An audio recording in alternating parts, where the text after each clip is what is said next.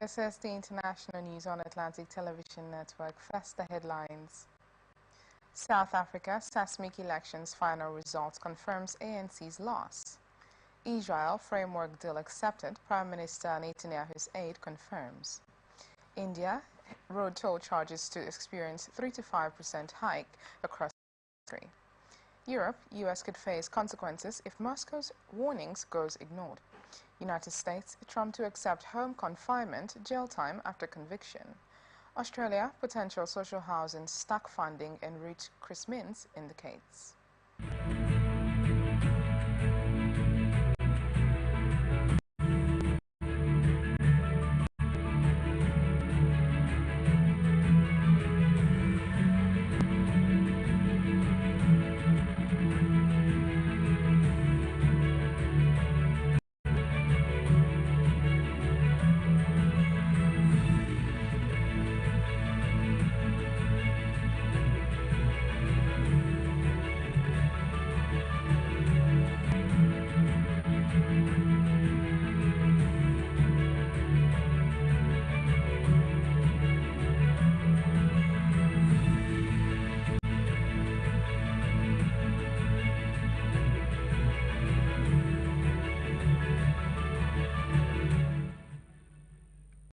From the line across the ocean to the land beyond the mountains, through the Sahara.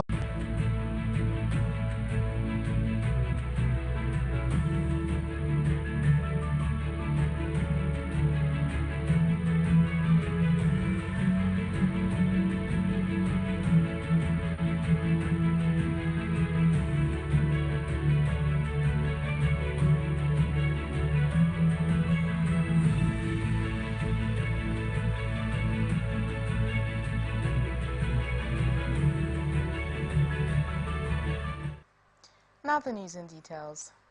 Final results from Wednesday's seismic South Africa elections have confirmed that the African National Congress Party has lost its majority for the first time in 30 years of full democracy, firing the starting gun on unprecedented coalition talks. The ANC, which led the fight to free South Africa from apartheid, won just 159 seats in the 400-member National Assembly on a vote share of just over 40%. High unemployment, power cuts, violent crime, and crumbling infrastructure have contributed to hemorrhaging of support for the former liberation movement. The pro-business Democratic Alliance won 87 seats. Umkhonto we Sizwe, a new party led by President Cyril Ramaphosa's bitter rival, the former President Jacob Zuma, took 58, and the Economic Freedom Fighters, a Marxist-Leninist party led by the ousted ANC youth leader Julius Malema, took 39. The ANC also lost its majority in 3 provinces, Northern Cape, Gauteng, which is home to the commercial center Johannesburg, and the capital Pretoria, and KwaZulu-Natal, where MK was the largest party. What this election has made plain is that the people of South Africa expect their leaders to work together to meet their needs. Ramaphosa told an audience of politicians, diplomats, and civil society leaders after the official results announcement as thunder rumbled outside. They expect the parties for which they have voted to find common ground to overcome their differences, to act and work together for the good of everyone. Ramaphosa also joked to laughter from the crowd that he wished it was true when the Electoral Commission chairman accidentally said that he was announcing the 2029 election results. The president faces questions about his future, though, as the ANC turns to the task of coalition building. Meanwhile, a spokesperson for Zuma's MK party said they had boycotted the election results event.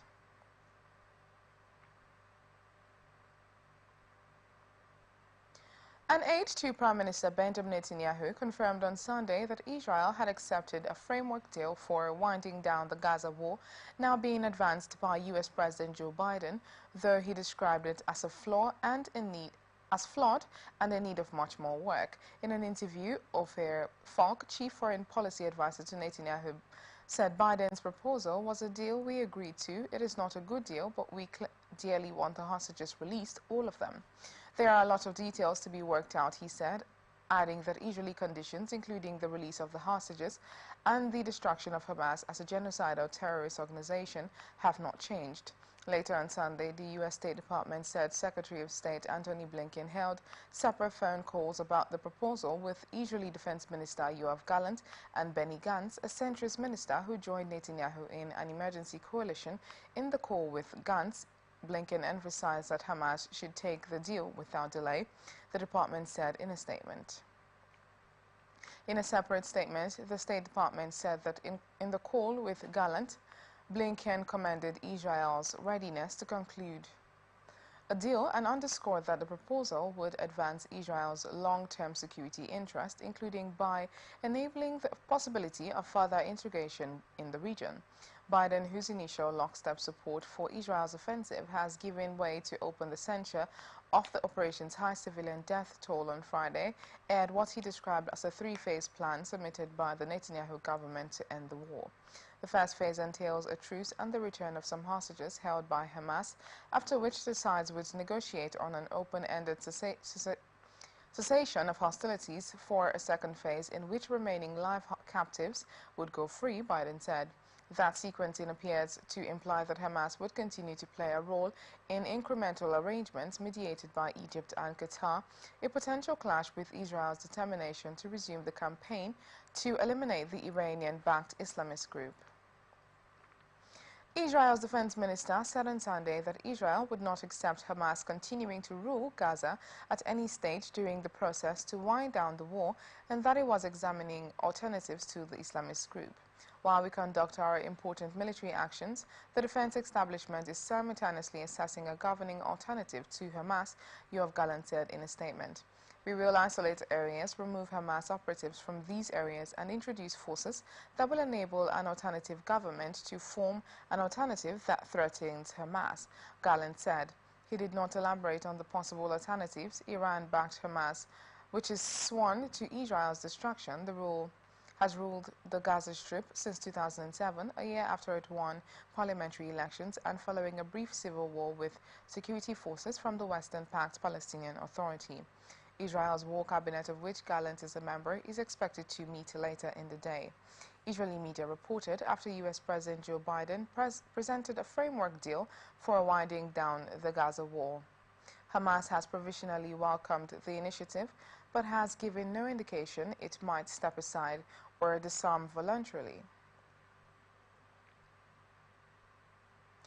An Israeli who went missing during the October 7 attack by Hamas-led Palestinian gunmen and was presumed to have been taken hostage has been found dead in the border village where he lived, Israeli media said on Monday. After what it described as lengthy forensics, Israel's military confirmed the identification of the remains of Dolev Yehud, whose surname has also been spelled Yehud in English. A military statement has said Yehud, a 35-year-old volunteer medic, was among dozens of residents of kibbutz near us killed in the October 7 rampage in which many homes burned to the ground. Dozens of other residents were taken by Hamas into captivity in the neighboring Hamas-run Gaza Strip. Among those was Yehud's sister, Arbel, 28, the family said. 9 days after the attack, Yehud's wife gave birth to their fourth child. The Hamas-led rampage, in which Israel said about 1,200 people were killed in southern Israeli communities, triggered an Israeli offensive in Gaza and to try to eliminate the Islamic militant group. A total of around 250 people, including foreign tourists and laborers as well as Israelis, were taken hostage in southern Israel on October 7. Scores were freed under a Gaza truce in late November. Following the Yehud announcement, the Israeli government said 120 of the October 7 hostages were believed to still be in Gaza. Of those, 39 have been declared dead in absentia, while Israel, based on witness testimony, forensics, and intelligence. A number of people were killed in an Israeli air attack targeting sites in the vicinity of the Syrian city of Aleppo on Monday, Syrian state media said, citing a military source, the second reported attack on the country in less than a week. The strikes at around 12:20 a.m. on Sunday led to a number of fatalities and some material damage, the source said, without elaborating. Israel launched air attacks on May 29th in Syria's central region, as well as the coastal city of Bani Yas, killing a child and injuring 10 civilians, according to Syrian state media. For years, Israel has been carrying out attacks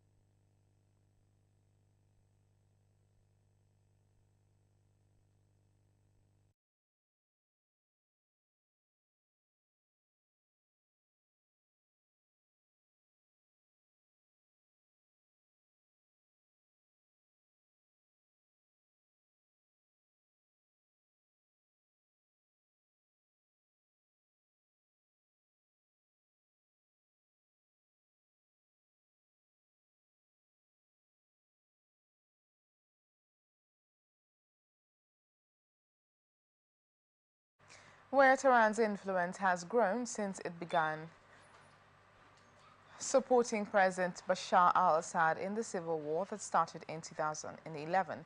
In April, Iran retaliated by firing missiles at Israel after presumed Israeli strike that destroyed a building in Iran's embassy compound in Damascus and killed several Iranian officers, including a top general. Forced displacement has pushed over 1 million people away from the Gazan city of Rafah, the United Nations Palestinian Refugee Agency said on Monday. The small city on the southern edge of the Gaza Strip had been sheltering around 1 million Palestinians who fled Israeli assaults on other parts of the enclave, aid groups said. Since early May, Israel's military has been carrying out what it says is a limited operation in Rafah to root out Hamas fighters and dismantle infrastructure used by the Palestinian Islamist militant group that runs Gaza. The Israeli military has told civilians to go to an expanded humanitarian zone some 20 kilometers away. Many Palestinians have complained they are vulnerable to Israeli attacks wherever they go and have been moving up and down the Gaza Strip in the past few months. UNRWA said thousands of families now shelter in damaged and destroyed facilities in the city of Khan Yunis, where the agency is providing essential services despite increasing challenges. Conditions are unspeakable, the agency added.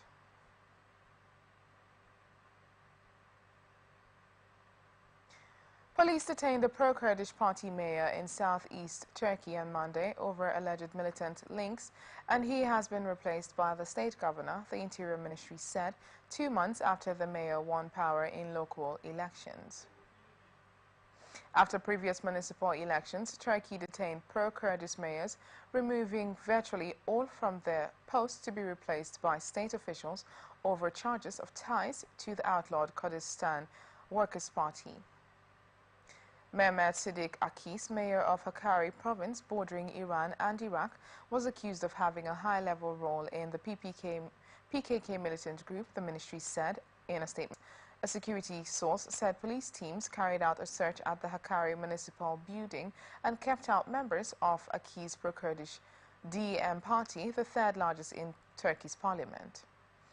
Akis and his lawyer could not immediately be reached for comment, but his party was set to hold a news conference regarding the situation. DEM has previously denied any association with the PKK. The government, which is defeated by the will of the people, every time has again resorted to the way it knows best. Usurping the people's will and conducting a coup, DEM said in a statement about the mayor's arrest.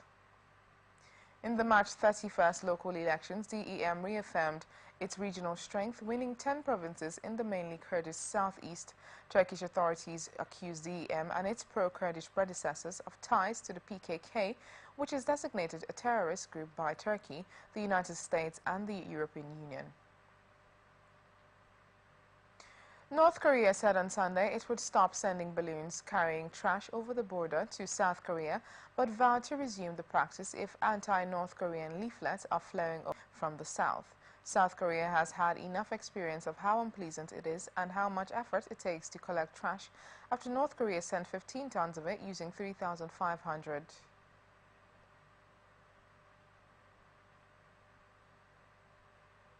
balloons, the North's Vice Minister of Defense Kim Kang II said in a statement.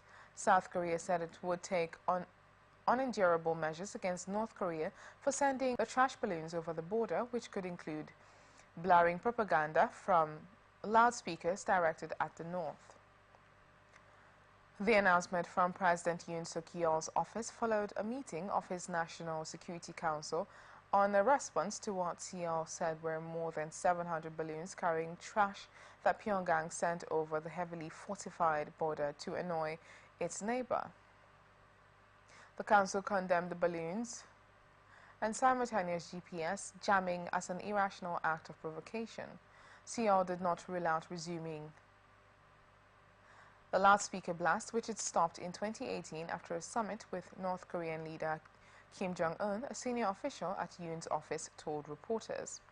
The Democratic South and the Communist North remain technically at war since the 1950 to 1953 Korean War ended in an armistice rather than a peace treaty. Seoul is a firm U.S. ally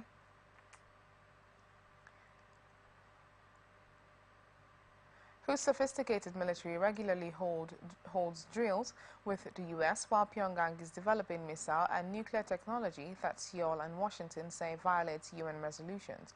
North Korea has said its balloons were in retaliation for a propaganda campaign by North Korean defectors and activists in South Korea who regularly send inflatables containing anti-Pyongyang leaflets, food, medicine, money, and USB sticks loaded with K-pop music videos and dramas across the border.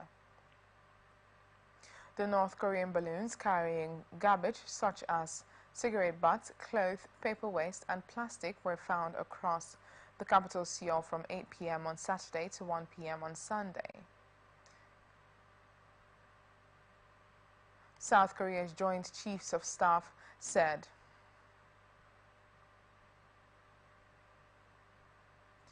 South Korea plans to suspend a military agreement signed with North Korea in 2018 aimed at easing tensions, the presidential office said on Monday after Seoul warned of a strong response to balloons launched by Pyongyang carrying trash to the south.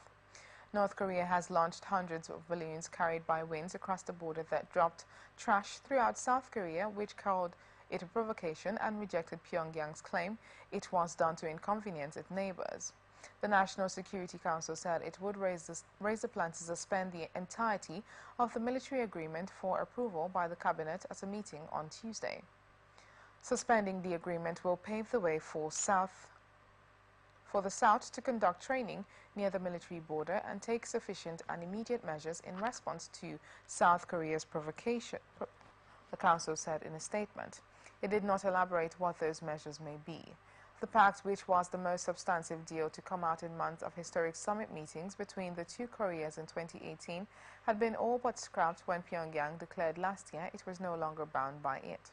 Since then, the North deployed troops and weapons at guard posts near the military border. By continuing to comply with the pact, there have been considerable problems in our military's readiness posture, the Council said. South Korea has previously said it would take unendurable measures against North Korea for sending the trash balloons over the border, which could include blaring propaganda from loudspeakers positioned at the border directed at the North. North Korea has said the balloons were in retaliation for a propaganda campaign by North Korean defectors and activists in the South who regularly send inflatables containing anti-Pyongyang leaflets with food, medicine, money, and USB sticks loaded with K-pop music videos and drama across the border. North Korea has reacted angrily to the campaign because it is worried about the potential impact of the materials on the psychology of the people who read or listen to them and on the state's control of the public, experts said. India will hike road toll charges across the country by 3 to 5% from Monday, officials said after putting the annual increase on hold in April due to the country's general elections. Toll charges in India are revised annually in line with inflation, and highway operators put notices in local newspapers announcing hikes of 3% to 5% at nearly 1,100 toll plazas from Monday. As the election process is over, the revision of user fee rates, which was put on hold during the elections, would become effective from June 3rd, a senior official at the National Highways Authority of India said.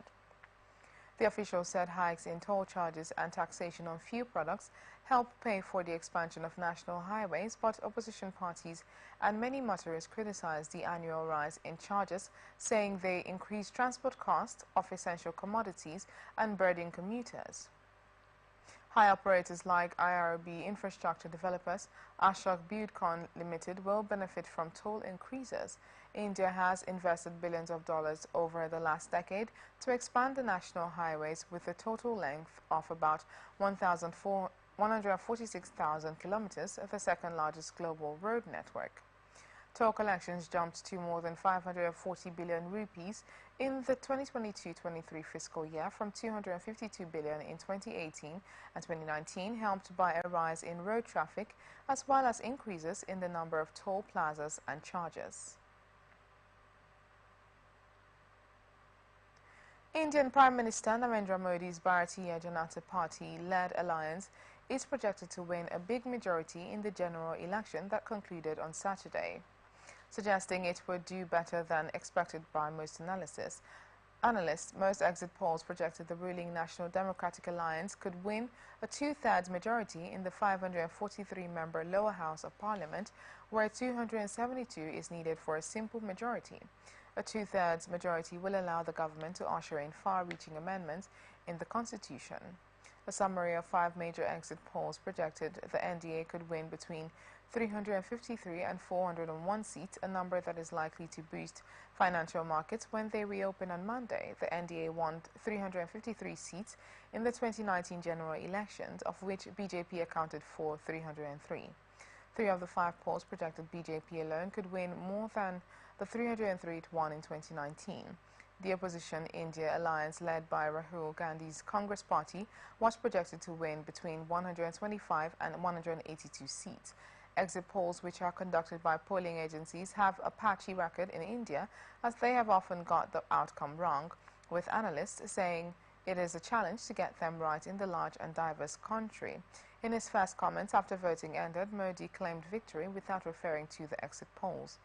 I can say with confidence that the people of India have voted in record numbers to re-elect the NDA government, he said on X, without providing evidence of his claim. The opportunistic INDI alliance failed to strike a chord with the voters. They are casteist, communal and corrupt. Pre-election surveys said the BJP would easily keep its majority in the election, but the party ran into a spirited campaign by the India alliance, showing some doubt about how close the race might be, and many political analysts had predicted the BJP's margin of victory would be narrower than or close to the 2019 tally. You are watching the international news on Atlantic Television Network. We will be back after this break.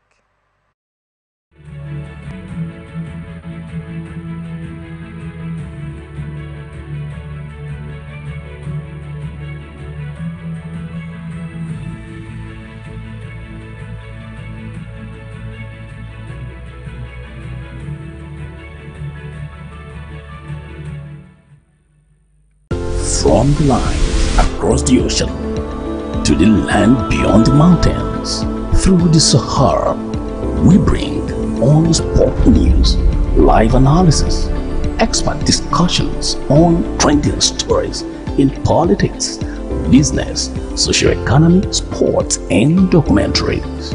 So catch all the updates on the happenings around the globe.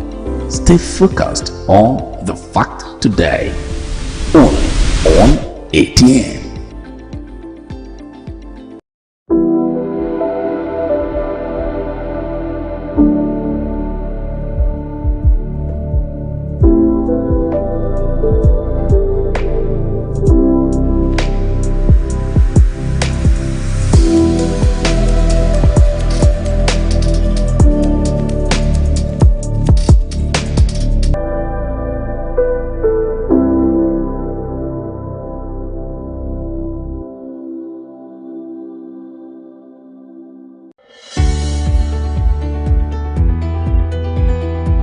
People into the country illegally. That is amazing. Honorable You human trafficker. Honorable You are a human trafficker.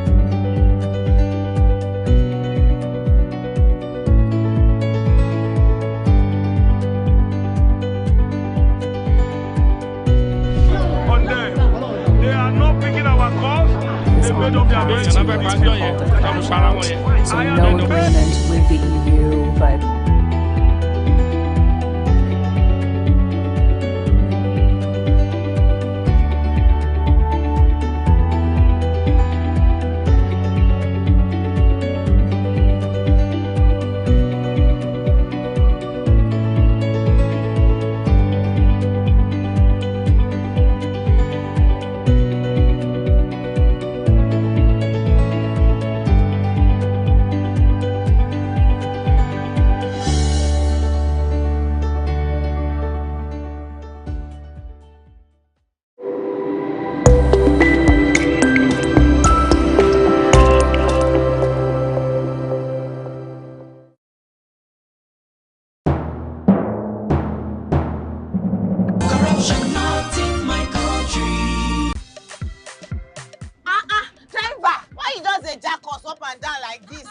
I hope nobody carry belle. Why you ask, oh? Because this road where they see, so it no guarantee safe delivery. We just dey vote for government, but we not get good governance. At all. Road so e no dey, light o usa, the infrastructure nko e come turn to be forbidden fruit for the city. Corruption, spoil everything.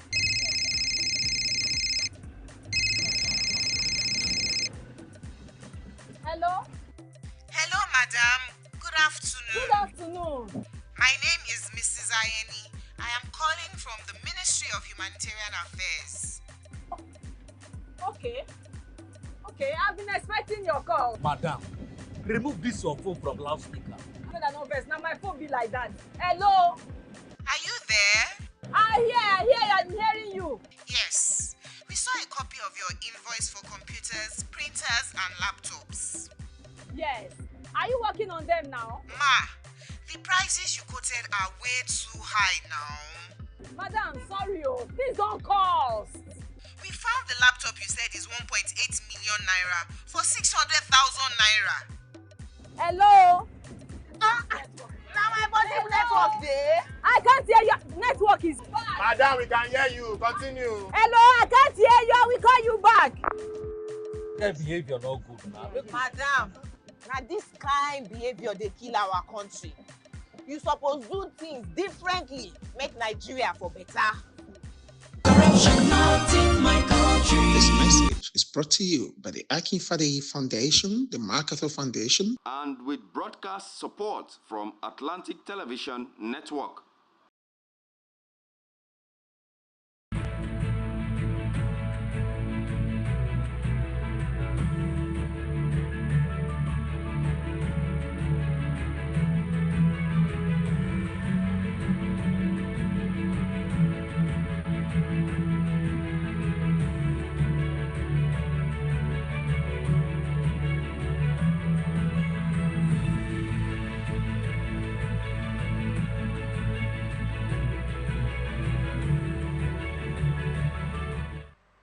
Welcome back. This is the international news on Atlantic Television Network. Now the rest of our stories. Georgia's parliamentary speaker signed into law on Monday a bill on foreign agents that has caused a political crisis in the South Caucasus country and drawn sharp criticism from its Western allies.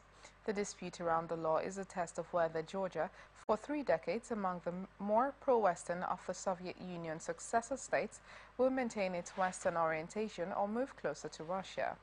Parliamentary Speaker Shavva Papashvili signed the bill into law after government lawmakers voted last week to overcome a veto by President Salom Zurabichvili, who had criticized it, Georgian media reported on Monday. The legislation requires organizations receiving more than 20% of their funding from overseas to register as agents of foreign influence and introduce fines for violations as well as onerous disclosure requirement. Opponents of the bill have for more than a month mounted some of the largest protests in Georgia since independence from Moscow in 1991 as the Soviet Union crumbled. A group of Georgian NGOs has said they will challenge the legislation in the Constitutional Court and is preparing a submission to the European Court of Human Rights, Georgian media said last week. The United States, the European Union and Britain have criticized the bill. Georgian opposition groups call it the Russian law, saying it is modeled on Russian legislation used to target opponents of President Vladimir Putin. Russia is unpopular among many Georgians for its support of the breakaway regions of Abkhazia and South Ossetia, with public opinion broadly supportive of membership in the EU and NATO. Russia defeated Georgia in a 5-day war in 2008. Washington has threatened to sanction Georgian officials who voted for the bill. The Georgian government has accused Western countries of blackmail and said the law is necessary to stop them dragging Georgia into another war with Russia. Russia denies any role in backing the bill, which it has defended against the Western criticism. Russian Deputy Foreign Minister Sergei Rybakov said on Monday the United States could face fatal consequences if it ignored Moscow's warnings not to let Ukraine use weapons provided by Washington to strike targets inside Russia. Rybakov was commenting on President Joe Biden's decision last week to approve the use of U.S.-supplied weapons to hit targets inside Russia that were involved in attacks on Ukraine's Kharkiv region. I would like to warn American leaders against miscalculations that could have fatal consequences. For unknown reasons, they underestimate the seriousness of the rebuff they may receive. He referred to comments last week by President Vladimir Putin, who said NATO countries were playing with fire and risking a deeper global conflict, one of a series of warnings from Moscow about the risk of serious escalation. I urge these figures to spend some of their time, with which they apparently spend on some kind of video games, judging by the lightness of their approach, on studying what was said in detail by Putin. Ryabkov said Putin had delivered a very significant warning and it must be taken with utmost seriousness, he added. Putin said the West would be directly involved in any use of its weapons by Ukraine to strike deep inside Russia, because such attacks would require its satellite intelligence and military help. NATO Secretary General Jens Stoltenberg said last week that NATO had the right to help Ukraine uphold its own right to self-defense, and this did not make NATO a party to the conflict. Ukrainian President Vladimir Zelensky said at the weekend that Kyiv was grateful to Washington for allowing it to use U.S.-supplied HIMARS rocket systems in the Kharkiv region, but this was not enough. Ukraine has long argued that restrictions on the way it can use Western-supplied weapons are seriously limiting its ability to defend itself. The European Union's disinformation-busting team last month debunked a Russian-language video on YouTube that says citizens were fleeing dictatorship in EU member Poland and seeking refuge in Belarus, a close ally of Moscow. The story peddled recurring pro-Kremlin narratives of Warsaw holding aggressive militaristic intentions and of democratic failings in Poland and the wider EU, the team known as STRATCOM said. It was also part of what STRATCOM says is a broader Russian disinformation campaign that Europe is widely seen as struggling to counter before an election to the European Parliament on June 6 to 9th. The video lifted a pattern Russian-linked website take pro-Kremlin content from state-controlled outlets or pro-Kremlin social media accounts, repackage it, including with translation, and spread it via new channels to target EU audiences, EU officials say. British opposition leader Keir Starmer pledged on Monday to secure the country's armed forces and nuclear deterrent, trying to reassure voters before an election that the nation would be safe in the hands of a Labour government.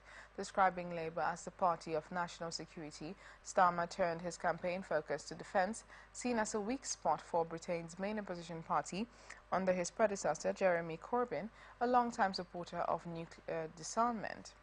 With conflicts in Ukraine and Gaza, defence is taking centre stage before the July 4th election.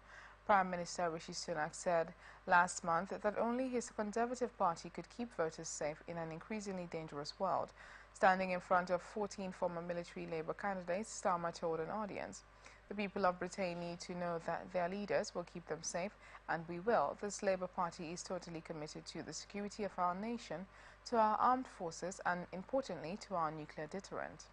He made a commitment to a so-called nuclear deterrent triple lock, constructing 4 new nuclear submarines, maintaining a continuous at-sea deterrent, and the delivery of a full future upgrades needed for those submarines. Even though Labour is far ahead in the polls, officials say they still need to convince thousands of undecided voters to back what Starmer repeatedly calls a changed party, one which can be trusted on defence, health and tackling immigration. The Conservatives believe they have a stronger defence offering with the pledge to increase defence spending to 2.5% of GDP a year by 2030, a target Labour says it wants to match as soon as possible. The Labour leader was again asked about his party's stance on the Gaza conflict after Labour has struggled to hold on to the support of some Muslim voters in local elections. The best thing for everybody concerned is to press for that ceasefire immediately, straight away, he said. That has been our position for weeks and weeks and weeks and months. Britain's Conservatives will clearly define sex as biological in the Equality Act if they win an election on July 4th to end an ambiguity that is putting women and girls' safety at risk, Prime Minister Rishi Sunak said. Before the vote, the Conservatives are pressing issues aimed at securing its core votes, such as policies protecting pensioners, tackling illegal immigration and introducing mandatory national service for 18-year-olds. The safety of women and girls is too important to allow the current confusion around definitions of sex and gender to persist, the party said in a statement. The Conservatives believe that making this change in law will enhance protections in a way that respects the privacy and dignity of everyone in the society. The Conservatives, who are around 20 percentage points behind the opposition Labour Party in the polls, said the confusion had left single-sex service providers vulnerable to challenge and legal action. The safety of women and girls is too important to allow the current confusion around definitions of sex and gender to persist, the party said in a statement. The Conservatives believe that making this change in law will enhance protections in a way that respects the privacy and dignity of everyone in society. The Conservatives, who are around 20 percentage points behind the opposition Labour Party in the polls, said the confusion had left single-sex service providers vulnerable to challenge and legal action. Labour's Defence Policy Chief John Haley said on Monday the law did not need to be changed and what was needed was clearer guidance for service providers. The 2010 Equality Act already allows service providers to operate single-sex and separate-sex services such as toilets, domestic abuse refuges, and changing rooms where they have a good reason to do so and it is proportionate. Where justified, they may also be able to exclude transgender people with gender recognition certificates, the government has previously said. A GRC changes a transgender person's sex for most legal purposes. The Conservatives said the change to the law would not remove existing protections against discrimination on the basis of gender reassignment. The sex of those with a GRC would still align with their acquired gender in law outside the Equality Act, for example, marriage law, as is the status quo, they said. Claudia Sheinbaum won a landslide victory to become Mexico's first female president, inheriting the project of her mentor and outgoing leader Andres Manuel Lopez Obrador, whose popularity among the poor helped to drive her triumph. Sheinbaum, a climate scientist and former mayor of Mexico City, won the presidency with between 58.3% and 60.70% of the vote, according to a rapid sample count by Mexico's electoral authority that is set to be the highest vote percentage in Mexico's democratic history. The ruling coalition was also on track for a possible two-thirds supermajority in both houses of Congress, which would allow the coalition to pass constitutional reforms without opposition support, according to the range of results given by the electoral authority. Opposition candidate Xochitl Galvez conceded defeat after preliminary results showed her taking between 26.6% and 28.6% of the vote. For the first time in the 200 years of the Republic, I will become the first woman president of Mexico, Sheinbaum told supporters to loud cheers of President, President. Victory for Sheinbaum is a major step for Mexico, a country known for its macho culture and home to the world's second biggest Roman Catholic population, which for years pushed more traditional values and roles for women. Sheinbaum is the first woman to win a general election in the United States, Mexico, or Canada. "I never imagined that one day I would vote for a woman," said 87-year-old Edelmira Montiel, a Sheinbaum supporter in Mexico's smallest state, Tlaxcala. "Before we couldn't even vote, and when you could, it was to vote for the person your husband told you to vote for. Thank God that has changed and I get to live it," Montiel added. Sheinbaum has a complicated path ahead. She must balance promises to increase popular welfare policies while inheriting a hefty budget deficit and low economic growth. After preliminary results were announced, she told supporters her government would be fiscally responsible and respect the autonomy of the central bank. Jurors at the trial of British tech pioneer Mike Lynch are expected to hear closing arguments in San Francisco on Monday in the fraud case related to Hewlett Packard's $11 billion acquisition of his software company Autonomy in 2011. The Cambridge University-educated entrepreneur took the stand in his own defense at the trial, denying wrongdoing and telling jurors that HP botched the two companies' integration. HP wrote down Autonomy's value by $8.8 billion within a year of the acquisition. Lynch and former Autonomy finance executive Stephen Chamberlain face charges of fraud and conspiracy for allegedly scheming to inflate their company's revenue starting in 2009, partly to entice a buyer. Prosecutors say the pair padded Autonomy's finances in several ways, including backdated agreements and round-trip deals that fronted cash to customers through fake contracts. At the trial that began in mid-March, jurors have heard from more than 30 government witnesses,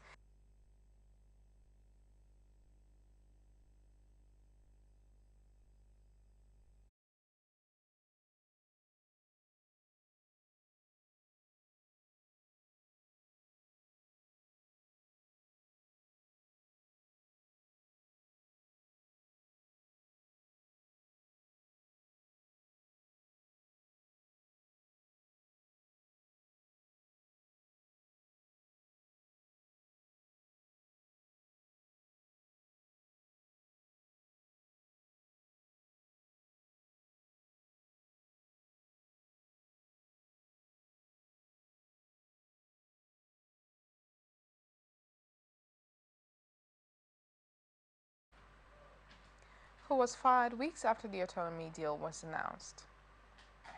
Lynch's legal team has argued that HP was so eager to acquire Autonomy ahead of potential competitors that it rushed through due diligence before the sale.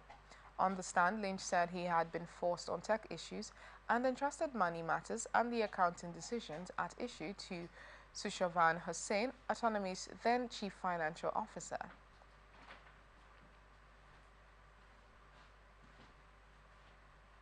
Donald Trump said on Sunday he would accept home confinement or jail time after his historic conviction on criminal charges by a New York jury last week, but that it would be tough for the public to accept.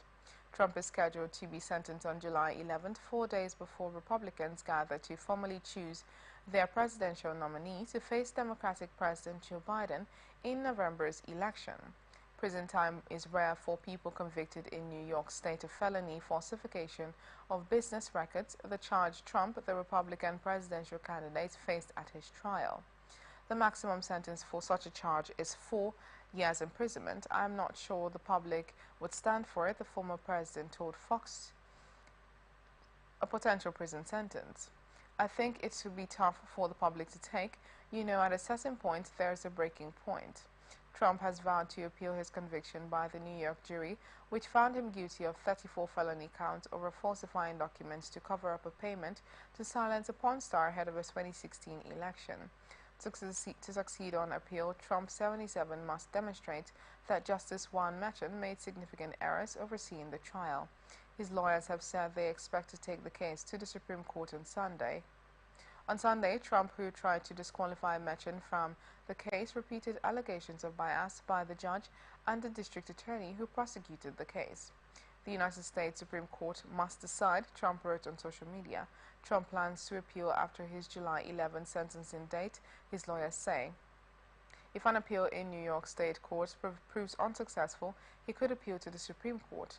Trump's attorneys would have to persuade at least 4 of the court's 9 justices to hear his case. To prevail, Trump would then have to demonstrate that the state prosecution violated his federal constitutional rights and that his legal team followed proper procedures during earlier stages of his legal proceedings. A bus driver has been charged with careless driving over a crash that fatally pinned an 18-year-old woman against a wall in Brisbane's city centre. The horror crash unfolded during peak hour on 8 March when the bus mounted a curb and pinned Tia Cameron against the wall in the CBD. Cameron, an administration worker at the prestigious Brisbane club, died at the scene. 4 bus passengers and the driver were assessed for minor injuries. After a months-long investigation that included police shutting down several streets to reenact the crash, officers have charged the 70-year-old driver with 1 count of careless driving causing death. The man will face Brisbane Magistrates Court on 26 June. The New South Wales Premier, Chris Minns, has indicated there could be more money on the way for social housing stock and repairs in this month's budget after a woman died when a townhouse with a history of suspected gas leaks in Sydney's west exploded. Mayor Yamal Jasmine's body was found in the rubble on Monday morning after 2 days of searching at the Wallan social housing complex, where 2 gas meters were found to be damaged in recent months.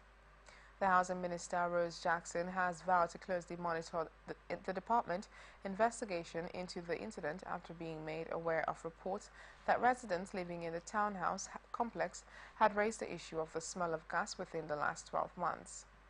Homes NSW was on Monday compiling a list of all work requests made for the Waikanda Crescent complex over the past 5 years, with NSW Police and Fire and Rescue NSW also investigating. According to government sources, there were 2 known broken gas meters in the past 7 months. In November, a resident reported a suspected gas leak and a contractor attended. The fault was with the gas meter, and according to the government, gas provider Germana attended the property and resolved the issue. 5 months later in April, the maintenance company contracted by the government, Ventia, responded to an urgent work order after a resident again reported smelling gas. The contractor found the gas meter union had split and the part was replaced. Asked about maintenance of the property, Homes NSW said it would not recommend due to the police investigation. Our thoughts remain with our residents and the neighbours that were impacted by the incident at Wallan over the weekend, a spokesperson said. Displaced residents are being offered temporary accommodation until permanent solutions can be found. That stopped Darren Newman from NSW. Police said investigators would peek through what remained at the property over the coming days as they worked to determine the cause of the blast, including whether gas played a role. Gas supply, maintenance and inspection logs would be reviewed. And that's the international news for today. Before we go, another look at the major stories. South Africa, seismic elections, final results confirms ANC's loss. Israel, framework deal accepted, Prime Minister Netanyahu's aide confirms. India, road toll charges to experience 3 to 5% hike across country. Europe, US could face consequences if Moscow's warnings goes ignored. United States, Trump to accept home confinement, jail time after conviction. Australia, potential social housing stock funding en route, Chris Minns indicates. I am Valentina Lawrence. Thank you for watching. You can follow us on all our social media platforms: X Atlantic TV Net, Facebook and YouTube Atlantic Television Network, Instagram and TikTok Atlantic TV Network 1, or you can watch us live on our website atlanticnetwork.tv. Peace and unity are the pathways to progress. Thank you for watching. Don't go nowhere. Business news comes up next.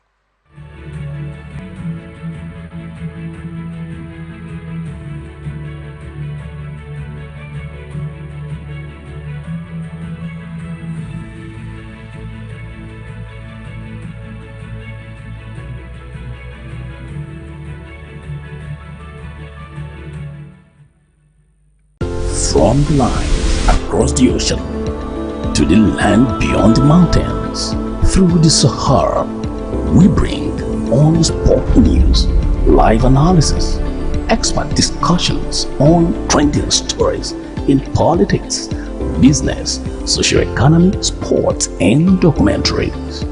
So catch all the updates updates on the happenings around the globe. Stay focused on The Fact Today, only on ATN.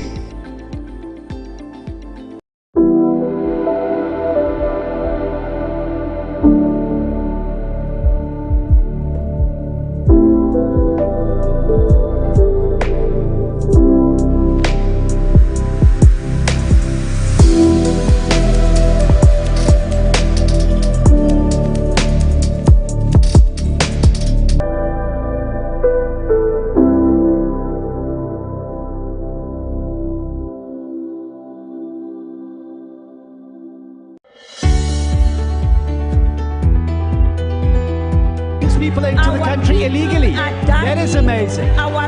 You human trafficker. Honorable You are a human